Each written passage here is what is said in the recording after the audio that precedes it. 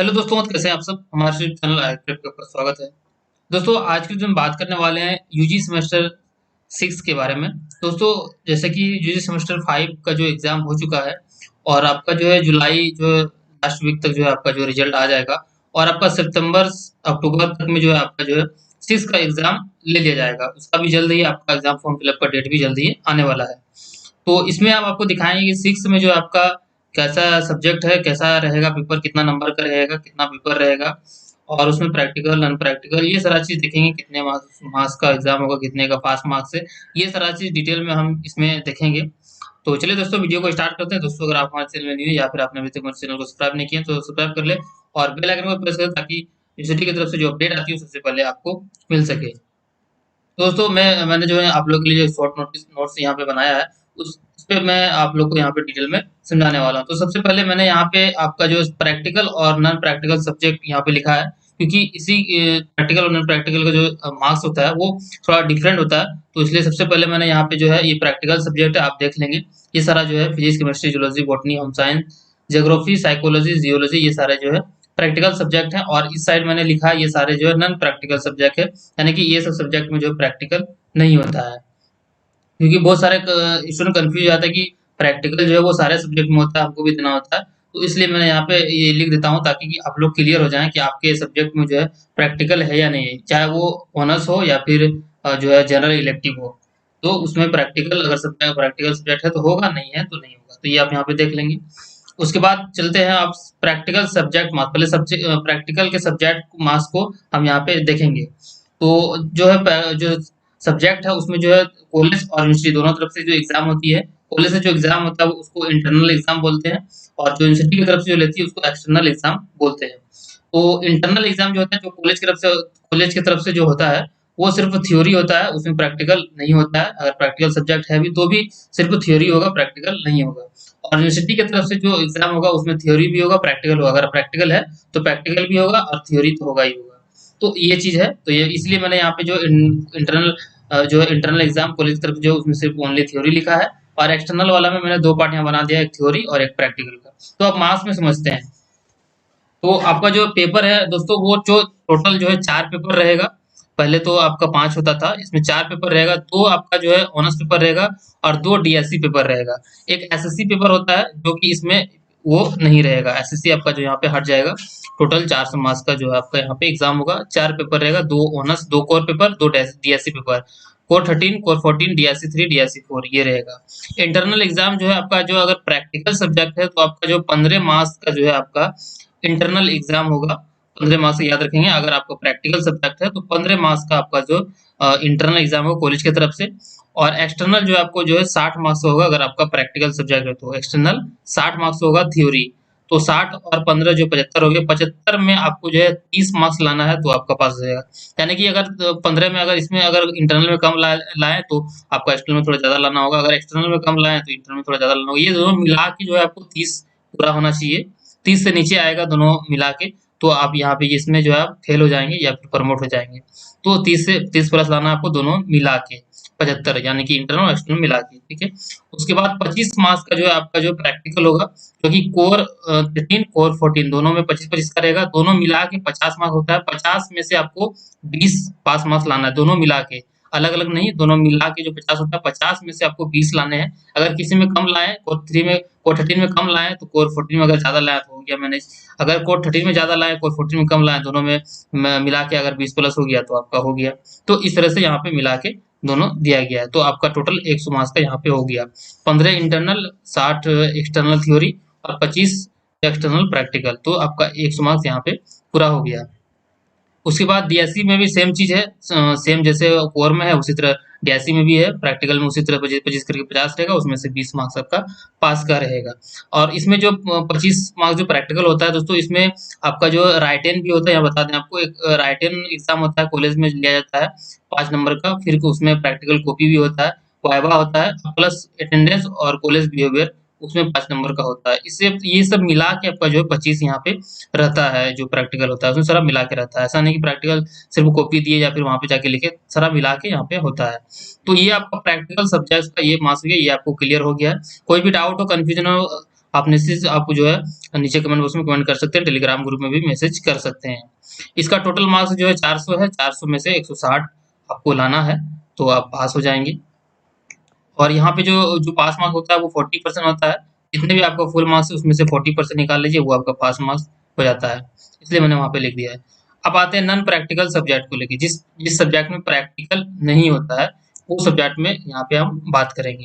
तो जिस सब्जेक्ट में प्रैक्टिकल नहीं होता है वो आपका जो इंटरनल और एक्सटर्नल दोनों होता है, और जो है आपका प्रैक्टिकल तो इसमें है ही नहीं, तो इंटरनल जो है ओनली थ्योरी और एक्सटर्नल में भी ओनली थ्योरी। तो अब इसमें प्रैक्टिकल नहीं है तो इसमें इंटरनल आपका 20 मार्क्स का होगा। जैसे कि प्रैक्टिकल वाले में मैंने बताया कि 15 मार्क्स का होता है, तो आपका नॉन प्रैक्टिकल सब्जेक्ट जिसमें प्रैक्टिकल नहीं है उसमें जो आपका इंटरनल 20 मार्क्स का होगा और एक्सटर्नल आपका 80 मार्क्स का होगा, तो 80 और 20 100 हो गया। तो ये आपका है। तो आपका यहाँ इंटरनल में आपका 20 मार्क्स है और एक्सटर्नल में 80, दोनों मिला के आपका 100 मार्क्स होता है। 100 में से अगर आप 40 मार्क्स लाएं तो आप पास हो गए। अगर इसमें एक्सटर्नल में अगर आप थोड़ा कम लाएं तो इंटरनल में ज़्यादा लाएं तो दोनों मिला के हो जाएगा। अगर इंटरनल में कम लाएं एक्सटर्नल में ज़्यादा लाएं तो दोनों मिला के 40 अगर कुल जाता है तो हो जाएगा। तो ये दोनों मिला के आपका 40% होता है, इसलिए मैंने यहाँ पे लिखा है, यहाँ पे पास मार्क्स जो नहीं लिखा है। और यहाँ पे आपको कंफ्यूज नहीं है, एफएम मतलब फुल मार्क्स है और पीएम मतलब पास मार्क्स है, तो दूसरा भी मतलब यहाँ पे आपको नहीं निकालना है। उसी तरह कोर और डीएससी दोनों सेम है। टोटल मार्क्स आपका 400 है और पास मार्क 160 है। 40% यहाँ पे आपको पर सब्जेक्ट में यहाँ पे रहता है। तो अब यहाँ पे कुछ क्वेश्चन होते हैं, तो क्वेश्चन को मैं भी यहाँ पे आपको क्लियर करता हूँ। जैसे पहला तो आपका रिजल्ट जो आता है उसमें पास लिखा हुआ रहता है, तो पास तो सबको क्लियर है कि वो पास हो चुका है। और फिर एक आता है प्रमोटेड। प्रमोटेड यहाँ पे कुछ क्वेश्चन बनते हैं, जैसे कि जिसमें प्रमोटेड है सिर्फ उसी का एग्जाम देना है या सभी सब्जेक्ट का देना पड़ता है। तो ये क्वेश्चन है, अगर आप प्रमोटेड हो जाते हैं तो प्रमोटेड के बाद अगर आप उसको आप क्या करेंगे, वो जो है सिर्फ उसी जिस सब्जेक्ट में प्रमोट हुए उसी का देना है या फिर सभी का देना है, ये कंफ्यूजन रहता है हर स्टूडेंट का। तो आपको बता दें कि ये प्रमोटेड जिस सब्जेक्ट में आपका लगा हुआ है उसमें, तो उसी सब्जेक्ट का आप जो है एग्जाम देके क्लियर कर सकते हैं। अगर आपको लगता है कि अदर सब्जेक्ट में अगर कम है और इस बार हम एग्जाम देंगे तो ज़्यादा लाएंगे, तो आप सभी का भी दे सकते हैं, ये आप पे डिपेंड करता है। लेकिन जो प्रमोटेड है उसमें आपको देना ही देना होगा। ये क्लियर हो गया। उसके बाद आता है एक फेल। अगर फेल है तो नेक्स्ट सेमेस्टर का एग्जाम दे सकते हैं या नहीं। अगर आप फेल हो गए हैं, अगर आपका मार्कशीट में वहाँ पे फेल, रिजल्ट में जो आपका फेल आ रहा है, तो आप जो है नेक्स्ट सेमेस्टर में नहीं जा सकते हैं। अब तो सॉरी, 6 के बाद तो कोई सेमेस्टर ही नहीं है। तो अगर आप फेल होते हैं तो फिर से आपको देना होता है। अगर आप पिछले कोई सेमेस्टर का वीडियो अगर आप स्टूडेंट देख रहे हैं तो बता दें कि फेल जो अगर आता है तो आपको उसी सेमेस्टर को फिर से देना होता है, आगे अगले सेमेस्टर में आप नहीं जाते हैं। लेकिन अगर 6 का आपका फेल है तो फेल फिर से देना ही होगा। एनसीएल, एनसीएल जो है सेमेस्टर 6 में बहुत सारे स्टूडेंट का आ जाता है। तो एनसीएल का मतलब ये होता है, एनसीएल का मतलब क्या होता है? एनसीएल का मतलब ये होता है कि जैसे कि आप सेमेस्टर 1 से लेकर 5 तक अगर एग्जाम दिए, उसमें से कोई भी सेमेस्टर में आपका प्रमोटेड है, फेल है, और वो आप फिर से दोबारा आप नहीं दिए हैं और 6 में आ गए, 6 में एग्जाम दे दिए, तो उस स्थिति में आपका जो एनसीएल यहाँ पे लिख दिया जाता है। यानी कि आपका इसमें जो है नॉट क्लियर लोअर सेमेस्टर ये होता है। नॉट क्लियर लोअर यहाँ पे 3 शॉर्ट में दिया है, लेकिन ये इसका जो मीनिंग वही होता है, नॉट क्लियर लोअर सेमेस्टर। पीछे का कोई सेमेस्टर आपका क्लियर नहीं है, उसको आपको पहले क्लियर करना होगा, तब आपका जो है फिर सेमेस्टर 6 का जो आपका रिजल्ट फाइनल बनेगा।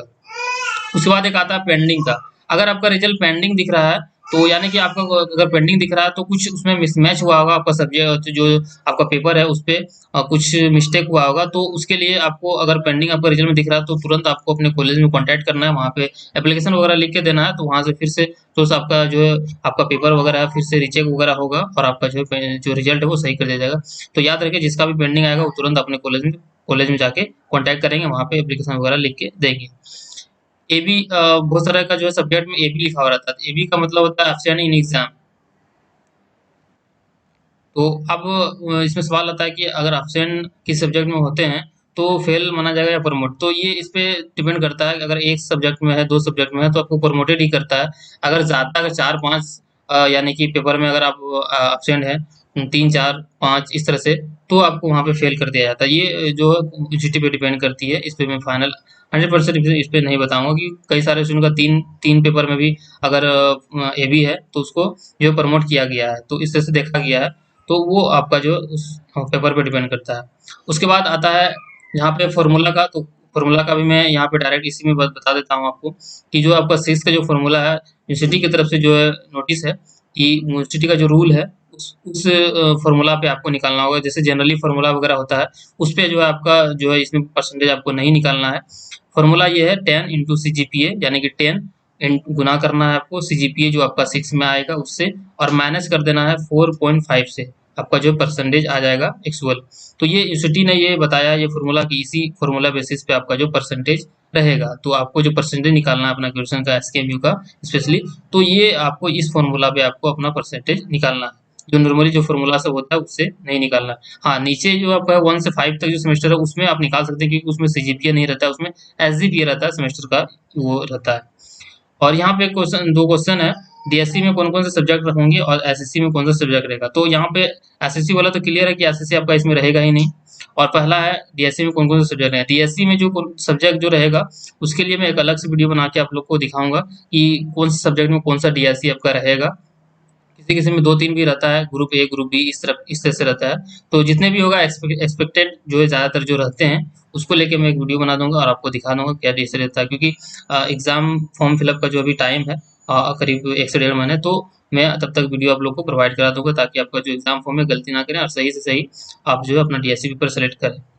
तो दोस्तों इस वीडियो में इतना ही। अगर वीडियो आपको पसंद आया तो एक लाइक करेंगे। कोई भी डाउट हो, कन्फ्यूजन हो तो नीचे कमेंट बॉक्स में कमेंट कर सकते हैं। टेलीग्राम ग्रुप में भी मैसेज कर सकते हैं। टेलीग्राम ग्रुप का लिंक आपको वीडियो डिस्क्रिप्शन में मिल जाएगा, वहाँ से जो ज्वाइन कर लेंगे वहाँ पे काफ़ी हेल्पफुल आपको जो वहाँ पे सारे मैसेज वगैरह क्वेश्चन वगैरह जो करते हैं उसको जवाब मिलता है। और ये इसका जो मैं PDF भी उसी में डाल दूंगा, वहाँ से आप इस PDF को भी डाउनलोड करके अपने पास रख लेंगे तो काफ़ी हेल्पफुल होगी।